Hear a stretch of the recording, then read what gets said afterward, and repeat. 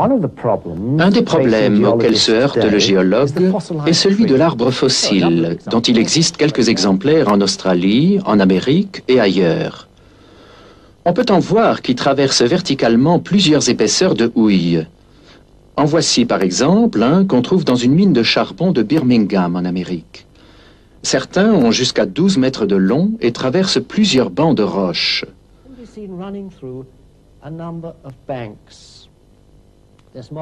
Ce schéma donne une idée de tel cas. Ce qui est curieux, c'est qu'on nous dit qu'un seul de ces bancs aurait pu mettre des millions d'années pour se former. Si c'était le cas, cela aurait donc duré des millions d'années pour enterrer un arbre. Ce n'est pas possible, car l'arbre aurait pourri ou serait décomposé bien avant d'être complètement enterré. Comment alors expliquer ces fossiles? Un savant s'est penché sur ce problème, et l'épisode que vous allez voir vous donnera une idée des implications de son étrange et passionnante découverte. Pour suivre l'explication, il faut bien comprendre la différence entre une couche et un banc. Ici, vous voyez des bancs de conge, jaune ou bleu. Dans chaque banc, vous pouvez apercevoir plusieurs strates. Ce que vous ne pouvez pas voir, par contre, ce sont les couches de sédiments. Vous ne pouvez les voir, car lorsque chaque couche de sédiments arrive, elle se divise en bancs, comme ce que vous voyez.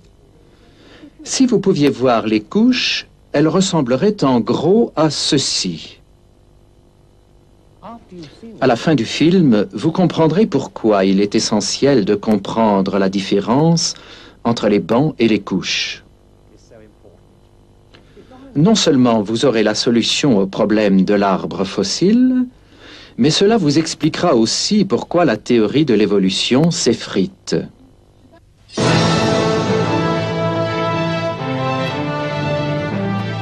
Qu'y a-t-il de si important à propos de ces roches? Ce ne sont pas n'importe quelles vieilles roches. Elles sont composées en majorité de petites particules de sédiments. On les appelle des roches sédimentaires. En fait, elles recouvrent les 3/4 des terres du globe. Chose curieuse, elles ont toutes été formées sous les eaux. Lorsque le niveau de l'eau a baissé, les sédiments ont été exposés à l'air libre. Ils ont séché et sont devenus des roches. Regardez cette falaise. Vous voyez qu'elle est divisée en bancs. Le banc de grès a été coloré en jaune, le banc d'argile en bleu, celui de calcaire en orange. Chaque banc se divise lui-même en strates. Ces lignes horizontales sont des strates. Afin de comprendre l'histoire incroyable que ce film va vous présenter, il faut examiner de près ces strates. Elles sont disposées de façon rigoureuse. Les grosses particules se réunissent dans la partie inférieure de la strate, alors que les plus fines se déposent dans la partie supérieure. Cette disposition se retrouve à tous les niveaux des bancs. Quelquefois, on aperçoit une cassure ou un joint entre la strate inférieure d'un banc et la strate supérieure du banc immédiatement en dessous. Cela s'appelle un joint de stratification. Depuis un certain temps maintenant, on soupçonne que ces roches ont un secret. La découverte de ce secret aboutira à un changement de nos idées sur un sujet des plus importants, celui des origines de l'humanité. L'un des premiers experts en roches sédimentaires était allemand. Il s'appelait Johannes Walter. Alors qu'il séjournait en Italie à la fin du siècle dernier, il examina des sédiments dans la baie de Naples. En creusant verticalement dans les sédiments de la baie, il découvrit que les bancs qui reposaient les uns sur les autres suivaient le même ordre que ceux qui se trouvaient les uns à côté des autres, horizontalement. L'ordre des bancs qu'on pouvait voir les uns à côté des autres, en allant de la côte vers la pleine mer, était le même que l'ordre des bancs verticaux.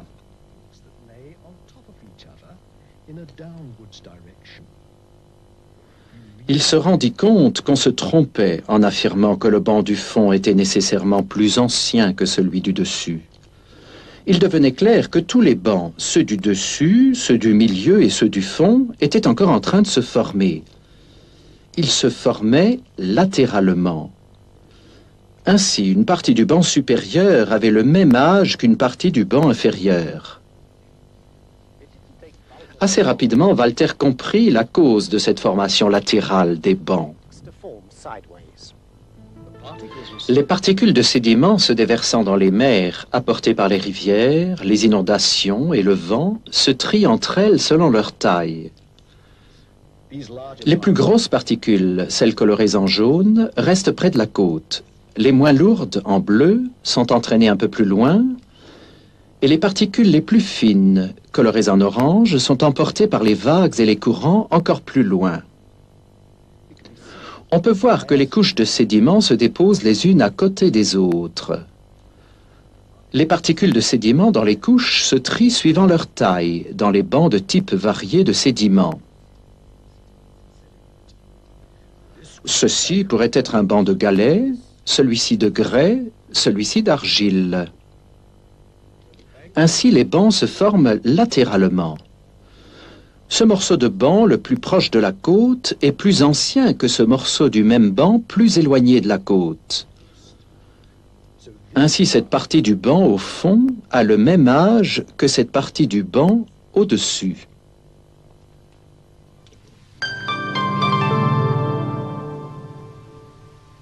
Avant Johannes Walter, en 1870, deux Russes, Golovkinsky et Inostrantsiev, avaient remarqué que dans les bassins océaniques anciens, remplis de sédiments, les mêmes séries de dépôts pouvaient être observées en surface côte à côte et verticalement l'un en dessous de l'autre. La caractéristique de ces dépôts ou faciès, c'est qu'ils sont parallèles à la pente du bassin. Ceux observés par Walter dans la baie de Naples ne le sont pas. Ils sont presque horizontaux.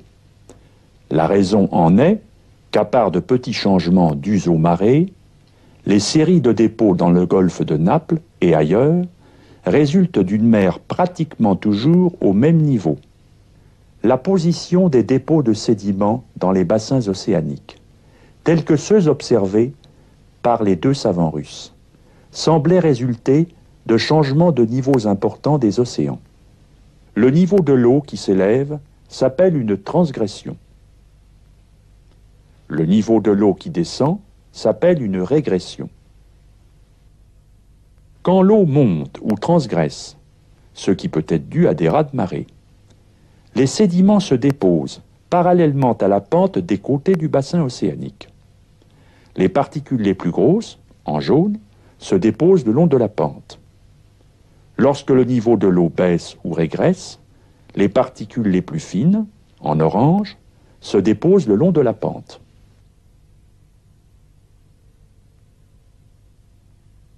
L'observation des bassins océaniques anciens, remplis de sédiments, montre par la position des dépôts ou faciès que les eaux, dans le passé, ont dû monter et descendre bien des fois en succession rapide. Les sédimentologues appellent ces phénomènes des cycles de transgressions et de régressions. Les différents genres de dépôts résultent de leur triage latéral des sédiments, et non pas d'une sorte de dépôt se superposant sur une autre. Il semblerait donc que l'origine des bassins sédimentaires se trouve dans des cycles de niveau d'eau montant et baissant rapidement, techniquement parlant, de transgression ou de régression. La position des dépôts ne résulte donc pas du principe de superposition ou de continuité, mais de l'application de la loi de Johannes Walter. Ces cycles de niveaux montants et descendants des eaux n'ont pas pu avoir lieu partout dans le monde en même temps. Peut-être étaient-ils semblables à d'énormes marées océaniques. Ainsi, lorsque le niveau des eaux montait et déposait d'énormes quantités de sédiments en un lieu, simultanément, des sédiments se déposaient ailleurs, suivant le niveau descendant des eaux. Les autres experts en roches sédimentaires réagirent alors en déclarant que la découverte de Johannes Walter expliquait seulement la formation des roches côtières. Mais à leur connaissance, les sédiments des profondeurs marines s'étaient déposés les uns au-dessus des autres. Par conséquent, la couche du dessus était forcément plus jeune que celle du dessous. Dans cette falaise, formée probablement de sédiments au fond des mers, on croit que les strates du banc au fond sont beaucoup plus anciennes que celles du dessus, ici. Pourquoi? Parce que les géologues croient que les strates et les couches ne sont qu'une seule et même chose.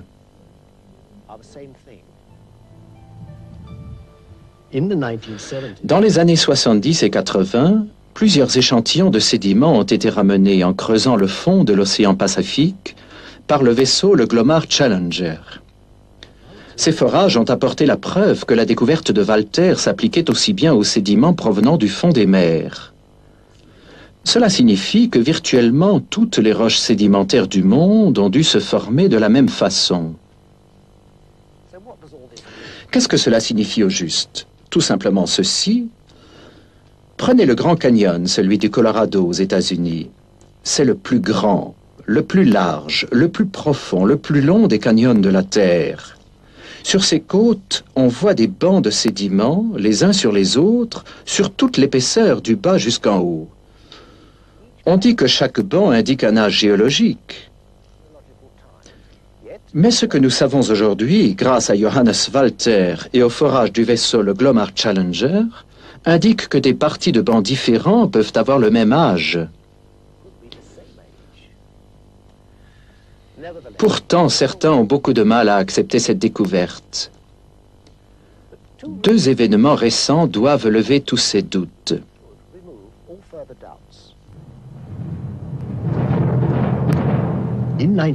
En 1980, le mont Sainte-Hélène, un volcan des États-Unis, a explosé. Il détruisit une immense forêt voisine et déclencha un raz-de-marée dans un lac proche, le lac Spirit. En quelques heures, 200 mètres de sédiments se déposèrent et formèrent des roches en se desséchant. Des roches avec leurs strates. Suite à l'explosion, la poussée d'énormes quantités de boue creusa un canyon à travers les roches avoisinantes, un canyon de plus de 30 mètres de profondeur et de 60 de large. Alors qu'on a cru qu'il fallait des millions d'années pour former des canyons et des strates dans les roches, ces deux formations géologiques se sont formées en quelques heures.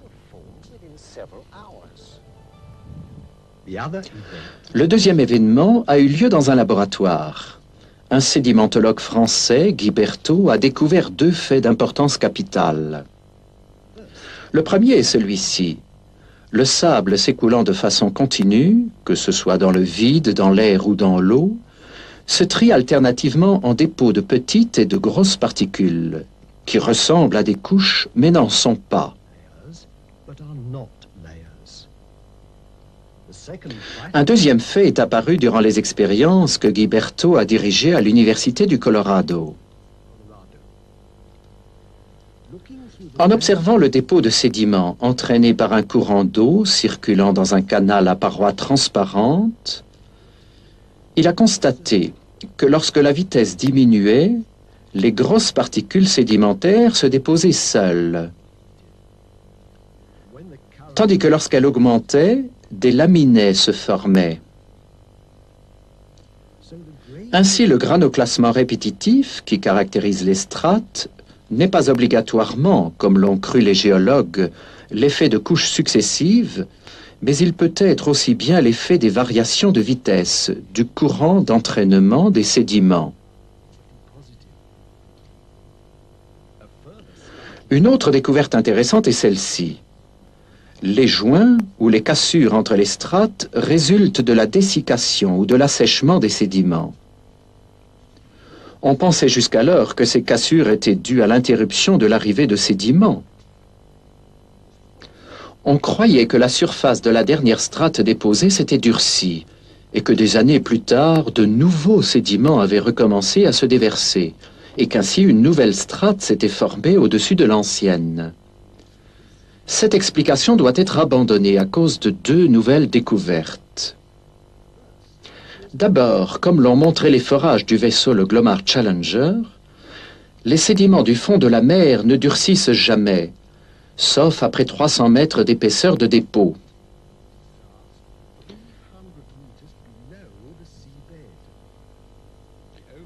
À l'exception des charts qui peuvent commencer à durcir au bout de 100 mètres.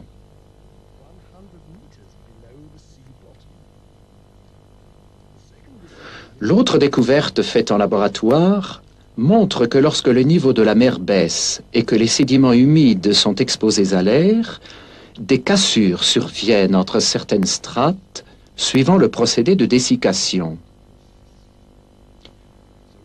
Aussi ces joints ou ces cassures ne dépendent-ils pas de la durée? Ces expériences ont été menées par une équipe de spécialistes au cours de nombreux mois dans des conditions rigoureuses, en laboratoire. Tout a été filmé et peut être vu librement. Ces expériences confirment un fait vital pour l'histoire de la sédimentologie. Les strates ne donnent aucune indication d'âge. Guy Berthaud a montré que les strates que vous pouvez voir dans ces bancs dépendent de la vitesse du courant. Elles ne se déposent pas les unes sur les autres au cours des âges. Elles se forment latéralement de la même manière que les bancs. Ces expériences ont été reproduites à plus grande échelle. Elles ont alors été présentées au 14e Congrès international de sédimentologie dans le film documentaire qui va suivre.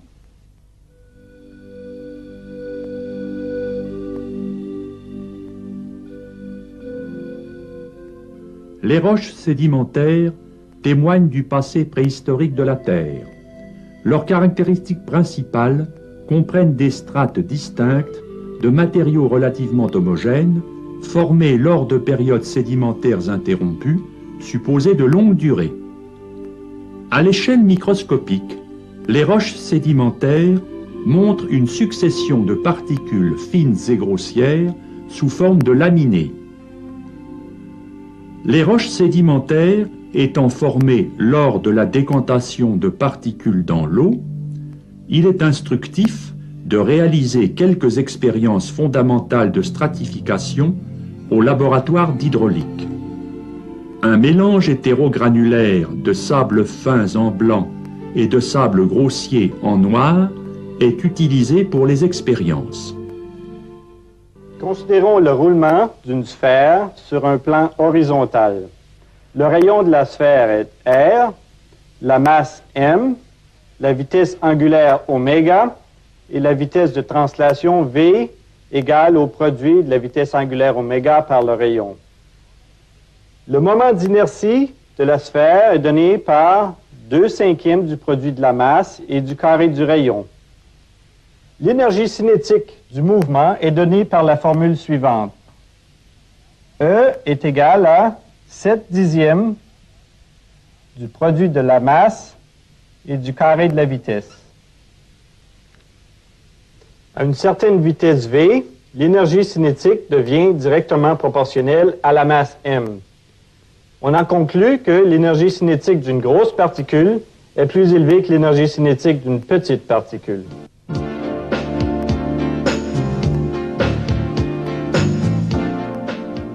L'énergie cinétique accrue des grosses particules leur permet de franchir des perturbations de surface.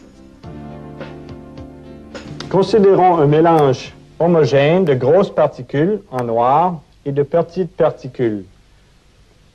Lorsque le mélange est mis en déplacement transversal, les petites particules qui ont une énergie cinétique plus faible se déposent au pied de la couche en mouvement et les grosses particules roulent à la surface du dépôt de fines particules.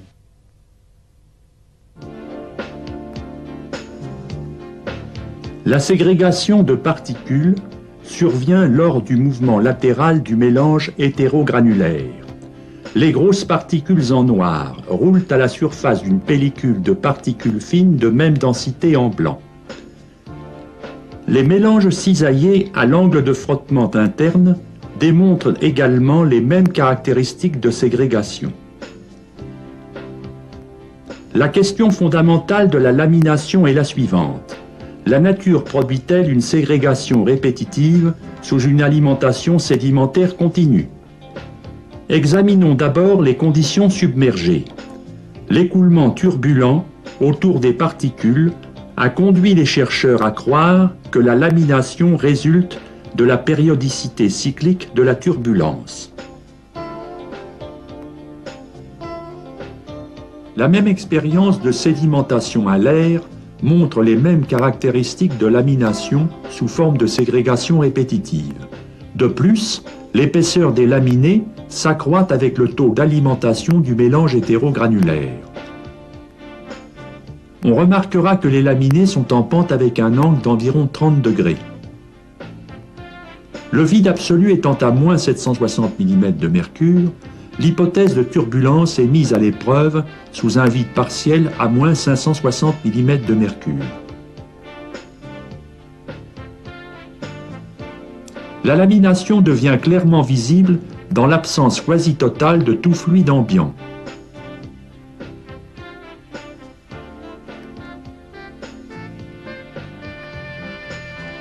La lamination dépend donc essentiellement de l'interaction mécanique entre particules de tailles différentes, de formes différentes et de densités différentes.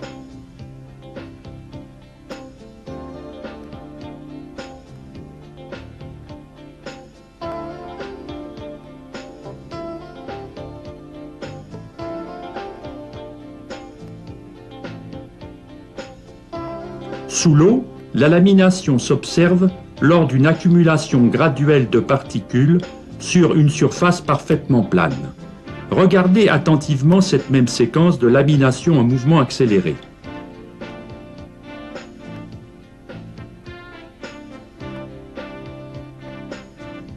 Des expériences de stratification à plus grande échelle sont réalisées au laboratoire d'hydraulique de l'Engineering Research Center.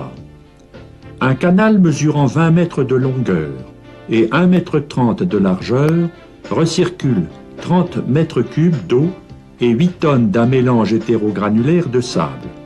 Ce canal maintient une alimentation continue d'un mélange de sables fins et grossiers à débit constant. Considérons le diagramme d'un delta très simple. Au temps initial, nous avons la partie supérieure du delta, la face frontale du delta et la partie inférieure du delta au temps initial T1. Les particules en mouvement le long du lit, les particules les plus grosses se déposent sur la face frontale et font progresser le delta vers l'aval.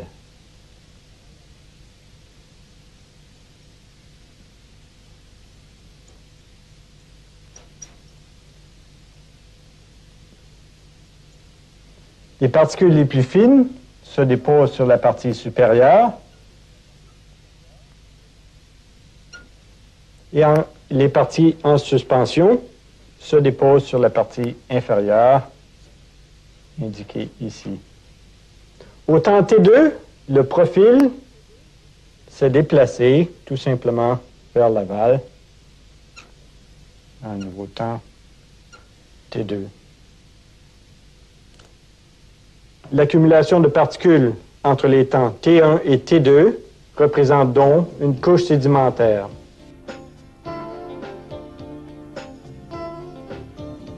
Ce delta typique progresse graduellement vers l'aval.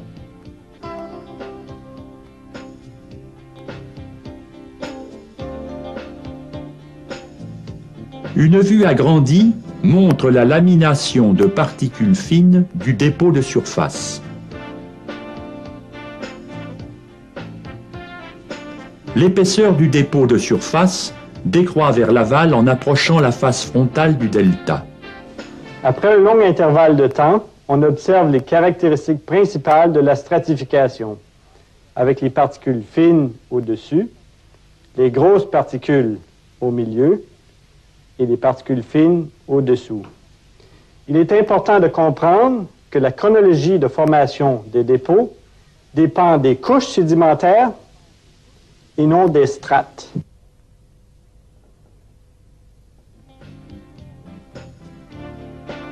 Les isochrones correspondent donc à l'interface entre les couches successives et non à l'interface entre les strates.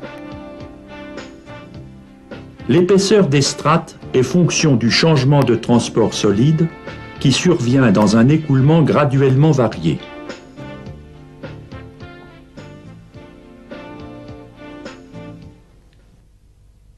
Considérons maintenant deux particules dans le dépôt.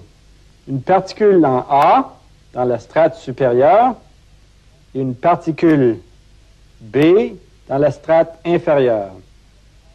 La particule en A s'est déposée en un temps T1 antérieur à la particule B.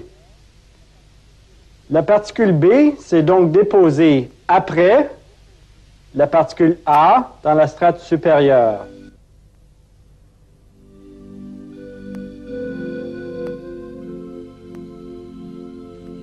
La profondeur d'écoulement est augmentée de façon très graduelle, tout en conservant des conditions identiques d'apport sédimentaire et de débit d'écoulement.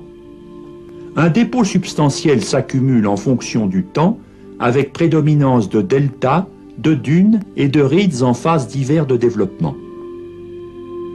Le dépôt séché à l'air d'un delta très simple montre les caractéristiques distinctes de la stratification en termes de superposition de strates de sable fin en blanc et de strates de sable grossier en noir. Une section transversale est taillée dans le delta afin d'identifier les caractéristiques principales du dépôt formé à débit constant sous une alimentation continue du mélange hétérogranulaire. La coupe transversale montre une superposition distincte de strates de particules fines en blanc et de grosses particules en noir. En regardant la coupe des strates superposées, on serait tenté de conclure que ces strates correspondent à des couches sédimentaires successives, résultant de périodes sédimentaires discontinues, que chaque strate est plus vieille que celle qui la recouvre, et plus jeune que celle qu'elle recouvre, et que chaque strate est de même âge en tout point. Cette expérience de stratification met en défaut ces hypothèses, parce que ces strates ne sont pas identiques à des couches sédimentaires successives. De plus, on observe une stratification très nette sous une alimentation continue de mélange de sable hétérogranulaire. Pourquoi donc est-ce si important? Tout simplement parce qu'on a utilisé les strates pour dater les roches sédimentaires et les fossiles qui s'y trouvent, et cela depuis un siècle. Or, pour la première fois, on a expliqué le mécanisme de la formation des strates. Il est évident qu'on ne peut plus se servir des strates pour évaluer l'âge des fossiles ou des roches. Certains fossiles des strates inférieures pourraient parfaitement être plus récents que ceux des strates supérieures. Voici quelques créatures maritimes qui vivent à des niveaux écologiques différents. Une grande quantité de sédiments se déverse et elles sont toutes recouvertes. Finalement, en l'absence d'air, elles peuvent se transformer en fossiles. Bien entendu, les animaux marins ensevelis dans la strate supérieure et ceux de la strate inférieure ont le même âge, puisqu'ils sont dans la même couche de sédiments. Ensuite, une autre épaisse couche de sédiments arrive et d'autres créatures maritimes sont emprisonnées. Mais le plus important est de comprendre que celles en haut de la couche précédente ont été ensevelies avant celles en bas de la dernière couche. Ainsi, ce fossile là-haut est plus ancien que celui-là en bas. Voici le directeur du programme de recherche qui s'explique lui-même. La théorie de l'évolution se base sur la croyance qu'une succession d'espèces fossilisées au cours de longues périodes géologiques démontre qu'il y a eu un progrès évolutif entre les espèces. Comme nous venons de le voir, et comme cela a été reproduit au laboratoire, les couches formées par l'arrivée des sédiments ont été à tort identifiées à des strates. L'échelle des temps géologiques et la succession chronologique des espèces ont été calculées sur cette interprétation erronée, celle qui assimilait les strates à des couches successives de sédiments. Une même couche de sédiments peut être divisée en parties de plusieurs strates. les plus récentes observations et expérimentations, dont les nôtres, montrent que la configuration des dépôts stratifiés est fonction des conditions hydrauliques. Cela permet, à l'inverse, de déterminer, à partir de la configuration des roches sédimentaires, les conditions hydrauliques de leur genèse.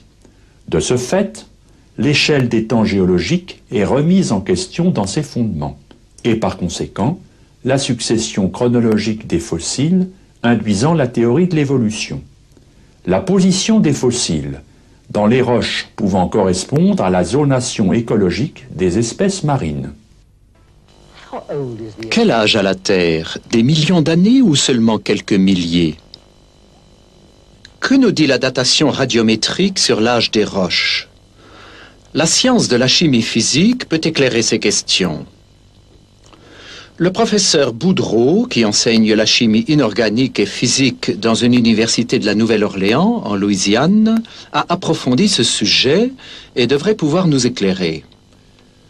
Professeur Boudreau, un peu plus haut dans ce film, nous avons appris que les strates et les fossiles des roches sédimentaires ne donnent aucune indication sur l'âge de ces roches. Y aurait-il d'autres méthodes, telles que la datation au carbone 14, qui pourraient déterminer l'âge des fossiles et des roches? Il faut d'abord être clair au sujet du carbone 14, qui est une forme radioactive instable de l'élément carbone qui se trouve dans toute matière vivante. Un organisme vivant absorbe et rejette pendant sa vie du carbone, dont une petite partie est du carbone 14. À un moment donné, à la mort de cet organisme, le carbone 14 présent reste ce qu'il est à l'heure de la mort. C'est cette quantité qu'on peut détecter radioactivement. Un morceau de bois, par exemple, ou un os, contient une petite quantité de carbone 14. Depuis la mort de l'arbre et de l'animal qui contenait le bois ou l'os, la quantité de carbone 14 a diminué. Il faut des milliers d'années pour que cette désintégration ait lieu. Dans le cas du carbone 14, il faut 5760 ans pour que la moitié de la quantité présente à la mort de l'être vivant se dé son isotope stable. En mesurant donc la quantité qui s'est désintégrée, on obtient une indication sur l'époque à laquelle cet organisme vivait. Comme les roches n'ont jamais été en vie, elles ne contiennent donc pas de carbone 14. Même les fossiles qu'on y trouve ne peuvent être datés par cette méthode, car leur matière vivante originelle est devenue pierre. Cela signifie-t-il qu'on ne peut pas dater les fossiles au moyen de radioisotopes? On ne peut sûrement pas se fier avec certitude au carbone 14. Comme vous le savez, on trouve presque tous les fossiles dans les roches sédimentaires. Ce type de roche contient rarement des éléments radioactifs. Aussi faut-il dater les fossiles par les strates dans lesquelles on les trouve. Or, nous savons à présent que des expériences très récentes montrent que les strates des roches ne donnent aucune indication sur l'âge. D'autres types de roches, telles que les cristallines, qui ne contiennent pas de fossiles, et la lave, renferment parfois des éléments radioactifs. On utilise ces isotopes pour les dater. Pourriez-vous expliquer simplement comment on date une roche avec un isotope radioactif? Oui, prenons un élément radioactif tel que l'uranium.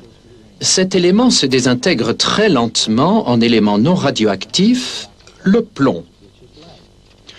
On peut mesurer en laboratoire le taux de désintégration. En comparant donc ce qui reste d'uranium dans la roche avec la quantité de plomb formée par désintégration et en connaissant le taux de désintégration, on peut calculer le temps nécessaire à la formation du plomb. Si donc la moitié de l'uranium s'est désintégrée en plomb, en connaissant le temps nécessaire à l'uranium pour se transformer en plomb, on peut déterminer l'âge de la roche. C'est du moins la théorie. Pourquoi dites-vous théorie? Si c'est un procédé qu'on peut observer et mesurer, c'est donc un fait scientifique. Pas du tout. Regardez un peu ce diagramme. Vous voyez un certain nombre de particules d'uranium colorées en orange et quelques particules de plomb colorées en bleu. Ici, nous devons envisager trois hypothèses principales. La première que toutes les particules de plomb étaient à l'origine des particules d'uranium. Mais il n'y a aucune raison de croire qu'il n'y avait pas déjà quelques particules de plomb dans la roche à sa formation. Car il existe dans les roches beaucoup de plomb naturel qui ne provient pas de l'uranium. Vraiment? Oui, prenons le cas extrême inverse. Si à l'origine cette roche contenait de l'uranium radioactif et pas de plomb, alors le plomb qui apparaîtrait par désintégration de l'uranium permettrait une mesure assez exacte de l'âge de la roche. Mais il faut admettre un cas plus vraisemblable, c'est qu'il y avait un peu de plomb lors de la formation de la roche, aussi son âge est-il moindre que celui qu'on mesure. Il y a aussi le problème des fuites dues à la solubilité. Cela peut-il arriver? Bien sûr. Les sels d'uranium et d'autres éléments radioactifs sont parfaitement capables de se dissoudre dans l'eau et quittent donc l'échantillon. Si donc une roche a été immergée quelque temps, par exemple en période d'inondation, une partie de l'uranium peut avoir été entraînée. L'âge attribué à cette roche par les mesures serait donc plus grand qu'en réalité. Mais il existe sûrement d'autres éléments radioactifs plus fiables que l'uranium. Eh bien, il y a aussi d'autres éléments radioactifs tels que le thorium, le strontium et le rubidium, ainsi que le potassium. Mais on ne peut s'y fier davantage qu'à l'uranium. Les sels de ces éléments sont encore plus solubles que ceux de l'uranium. Une inondation affectant toute la Terre aurait donc pu fausser toutes ces méthodes? Absolument. Tenez, je vais vous donner un exemple de l'effet de l'eau sur la datation radioactive. Il y a moins de 200 ans a eu lieu l'éruption du volcan Kilauea à Hawaï. Un morceau de lave de cette éruption, qui avait séjourné dans l'eau, a été daté récemment par la méthode du potassium-argon. On aurait dû obtenir une datation d'environ 200 ans. Or, on trouva 22 millions d'années. À coup sûr, des sels de potassium, qui sont hautement solubles dans l'eau, se sont échappés de l'échantillon, lui donnant un aspect très âgé. On attribua à d'autres fragments de lave provenant du volcan Hualalai et formés en 1801, des âges variant entre 160 et 3000 millions d'années. La situation va donc de mal en pis. Il y a encore un autre présupposé dans la datation radiométrique. C'est que le taux de désintégration serait resté constant et n'aurait jamais varié dans le passé. Pourtant, beaucoup de facteurs ont dû l'influencer. Ainsi, la production de neutrinos par le rayonnement cosmique a pu être augmentée à la suite d'un renversement du champ magnétique terrestre ou de l'explosion d'une supernova. La science a déclaré que ces événements ont eu lieu dans le passé. Ils ont pu avoir un effet certain sur le taux de désintégration radioactive. Si l'on ne peut se fier à la datation radiométrique, de quels autres moyens dispose-t-on? De nombreux processus naturels indiquent pour la Terre un âge relativement jeune. Si par exemple la diminution du champ magnétique terrestre avec le temps s'avère un fait clairement établi, cela tendrait à prouver que la Terre est jeune plutôt que vieille. Une dernière question, professeur. À votre avis, à quand remonterait environ le Big Bang? L'hypothèse du Big Bang a été formulée pour soutenir la théorie de l'évolution. Sans théorie de l'évolution, pas de Big Bang.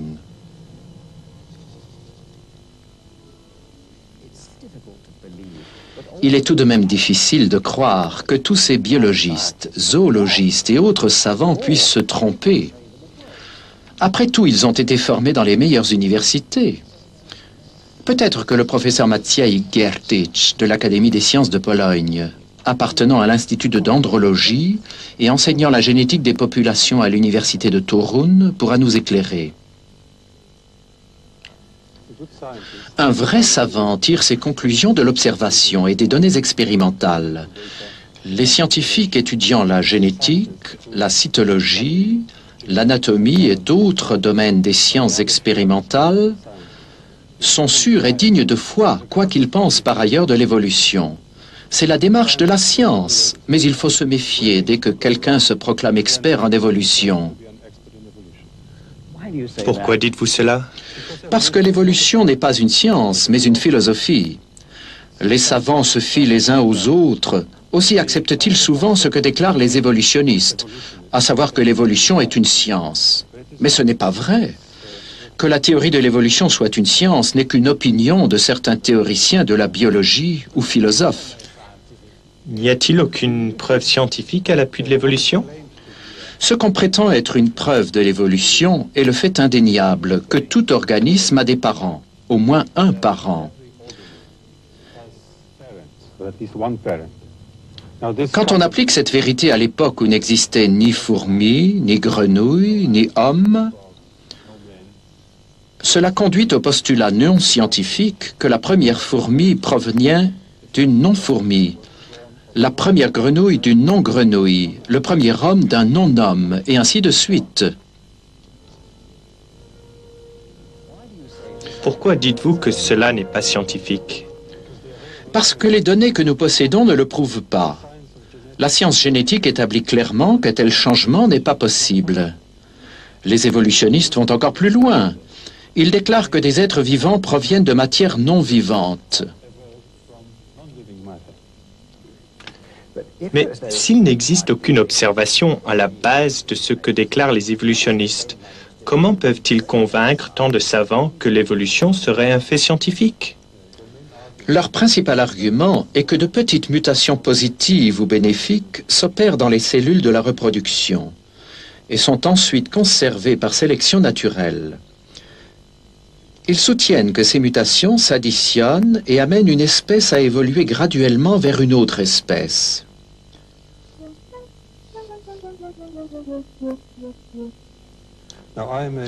Non, je suis généticien et je puis confirmer qu'au cours de toutes les recherches de tous les laboratoires du monde où l'on a produit des générations et des générations d'organismes vivants, jamais, nulle part, aucune mutation positive n'a été observée. Et dans la population qui a été la plus étudiée, celle des hommes, toutes les mutations connues sont soit neutres, soit négatives. Elles n'ont jamais amené d'amélioration. D'ailleurs, la nature est programmée de façon à protéger l'altération des gènes et à corriger les erreurs qui se produiraient. Mais si les mutations ne sont pas à la base des changements, qu'est-ce qui cause les différentes variétés d'animaux et les différents types d'hommes? Les variétés proviennent des combinaisons, du mélange des gènes pendant la reproduction sexuelle. Les organismes adaptés à des conditions précises se concentreront dans un environnement qui offre ces conditions-là. En se croisant entre eux, ils formeront un groupe qui deviendra une variété. En outre, si accidentellement un groupe se trouve isolé, des traits particuliers y apparaissent et lui donnent un aspect distinct. C'est ce qu'on appelle la dérive génétique.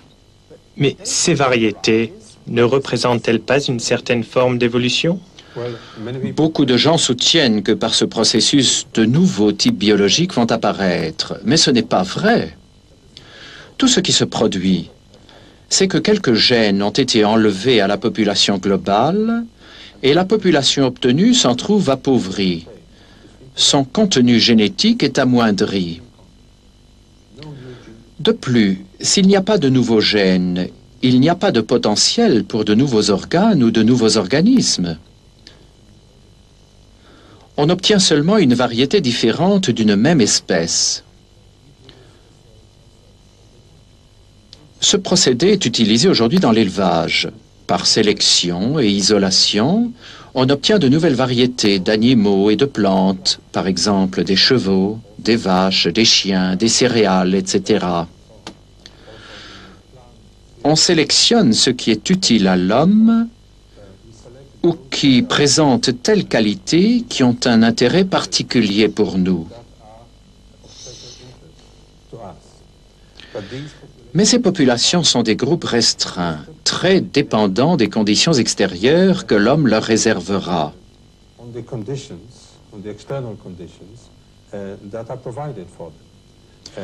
Si l'on ne s'en occupe plus, ou elles mourront, ou si elles survivent, elles retourneront à l'état sauvage, en cessant d'être une variété distincte.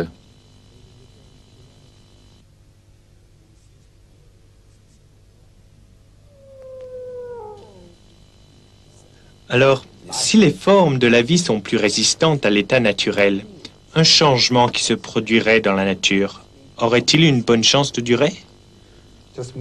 Le simple mélange de gènes dans des conditions naturelles ou artificielles ne produit pas de nouveaux gènes. Pour qu'il y ait évolution, il faudrait de nouveaux gènes chargés d'informations génétiques. La science ne connaît aucun processus naturel qui produise de nouveaux gènes, que ce soit par isolation, par sélection, mutation ou croisement. Cela est impossible. Pourquoi alors apprend-on aux enfants qu'une espèce peut évoluer en une autre? Je crois que c'est parce que les évolutionnistes ne veulent pas accepter l'idée que les gènes contiennent autant d'informations utiles, c'est-à-dire assez pour chaque fonction précise que doit remplir chaque organe. C'est seulement depuis que nous savons lire le code génétique que nous connaissons la quantité d'informations contenues dans ces gènes. La science ne sait pas comment cette information pourrait apparaître spontanément. Cela nécessite l'intervention d'une intelligence et ne peut arriver par hasard. Mélanger simplement des lettres ne crée jamais de poésie. La biologie moléculaire montre clairement que jamais dans le passé il n'a pu exister d'organisme simple. Tous les organismes vivants, aussi primitifs qu'ils paraissent, sont complexes en réalité et regorgent d'informations, lesquelles ont dû être là dès le début. Par exemple, le système redoublé dans la protéine très complexe ADN-ARN de la cellule doit avoir été parfait dès le début. Sinon, les systèmes vivants ne pourraient exister. La seule explication logique est que cette grande quantité d'informations provient d'une intelligence. Chaque bactérie, chaque cellule microscopique est programmée avec tant de précision que nous devons supposer que l'information qu'elle contient doit venir d'une intelligence bien supérieure à la nôtre. Les évolutionnistes ne veulent pas accepter ce fait si évident. Aussi produisent-ils des théories qui n'ont pas de valeur scientifique, car elles n'expliquent pas comment la nouvelle information génétique serait produite.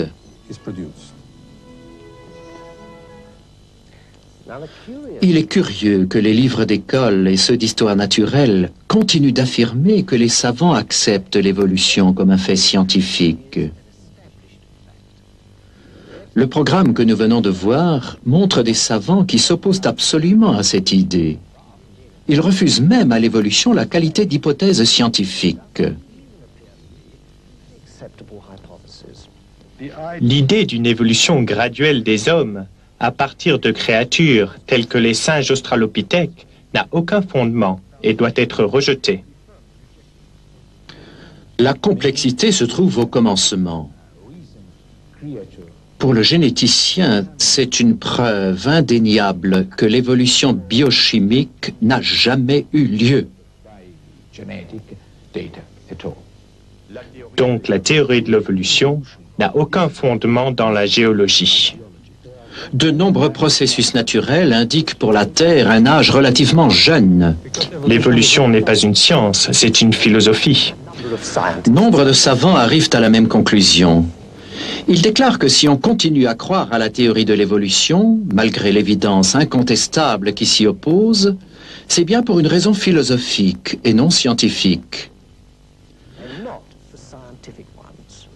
La récente découverte qui montre que les strates dans les roches se forment latéralement est d'une importance capitale. On ne peut plus ranger les espèces fossiles en grades évolutifs.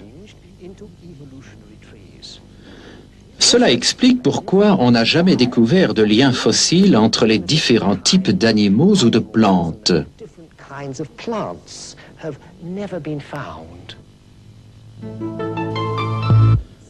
Les personnalités scientifiques qui ont été présentées dans ce film ne sont que quelques-unes parmi les milliers qui sont arrivées à la même conclusion. La théorie de l'évolution n'est qu'un conte de fées pour des adultes.